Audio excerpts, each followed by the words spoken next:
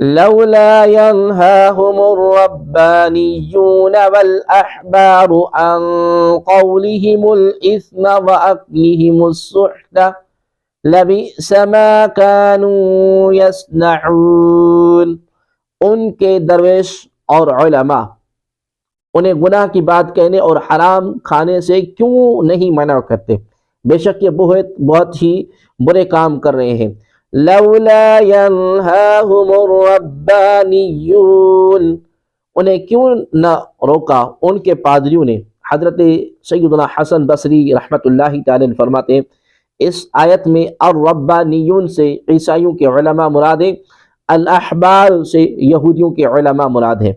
اور ایک قول یہ ہے کہ یہ دونوں لفظ یہودیوں کے بارے میں، کیونکہ یہ آیات یہودیوں کے متعلق نازل ہوئی، اور ایک لفظ سے یہودیوں کی درویش مراد ہیں اور دوسرے لفظوں سے یہودیوں کے علماء مراد ہیں۔ یہاں یہودی درویشوں اور علماء کے متعلق فرمایا گیا کہ انہوں نے اپنی قوم کو گناہ کی بات کہنے اور حرام کھانے سے کیوں نہ روکا۔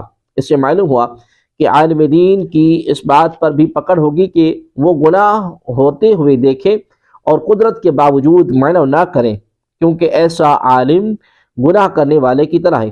امام فخر الدین رازی رحمۃ اللہ تعالی فرماتے گناہ روحانی مرض ہے اور اس کا علاج اللہ تبارک و تعالیٰ کی، اس کی صفات کی اور اس کے احکام کی معرفت ہے، اور یہ علم حاصل ہونے کے باوجود گناہ ختم نہ ہو تو یہ اس مرض کی طرح ہے جو کسی شخص کو ہوا اور دوائی کھانے کے باوجود مرض ختم نہ ہو، اور عالم کا گناہ کرنا اس بات کی دلیل ہے کہ اس کا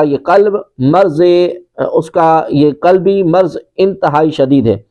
عالم پر واجب ہے کہ خود سنبھلے اور دوسروں کو بھی سنبھالے۔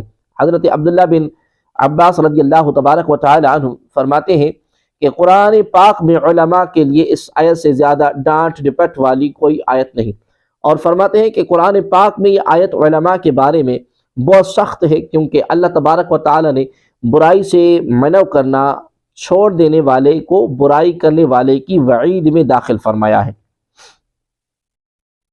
امام ضحاک رضی اللہ تعالی عنہ فرماتے ہیں کہ میرے نزدیک اس آیت سے زیادہ خوف دلانے والی قرآن پاک میں کوئی آیت نہیں، افسوس کہ ہم برائیوں سے نہیں رکتے۔